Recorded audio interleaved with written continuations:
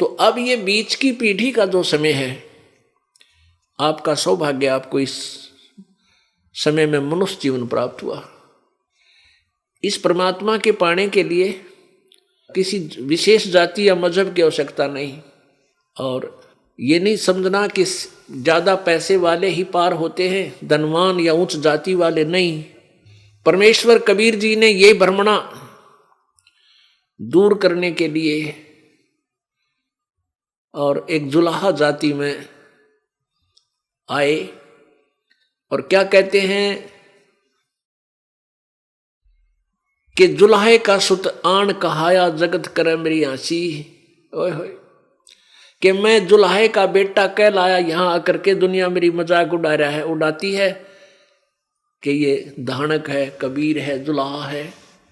इसलिए आए थे परमात्मा के। उसमें छुआछात चरम सीमा पर थी। ब्राह्मण लोग कहते थे प्रभु की भक्ति करने का अधिकार, सदग्रंथों को पढ़ने का अधिकार केवल उच्च जाति वाले को ही होता है, और वो ब्राह्मण है।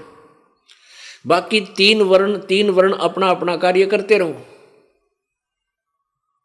तो पुण्यात्माओं, परमात्मा ये बताना चाहते थे कबीर जी के परमेश्वर मेरे पाने के लिए, परमात्मा पाने के लिए मेरे की तरह, जैसे मैं गरीब हूं, क्योंकि प्रतिदिन जितना कपड़ा बुनते थे उसकी जो बुनाई आती थी उससे अपना गुजारा करते लीला कर रहे थे। परमात्मा ने, कबीर जी ने ये लीला की थी एक बिल्कुल गरीब व्यक्ति की,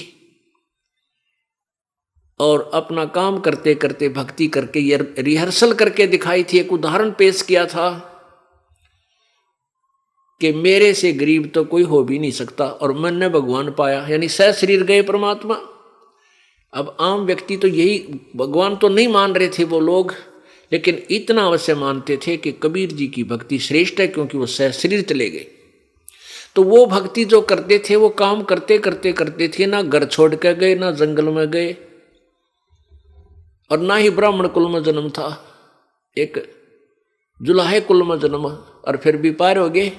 तो परमात्मा ने ये सब भ्रमणा मिटानी थी कि भाई परमात्मा पाने के लिए मनुष्य शरीर हो और पूर्ण संत मिल जावे, और भक्ति डटके करना, श्रद्धा से नियम में रहना। कोई भी जाति हो, किसी मजहब का हो, गरीब हो चाहे अमीर, रंक हो चाहे राजा, मर्यादा में रहकर सारे पार हो सकते हैं।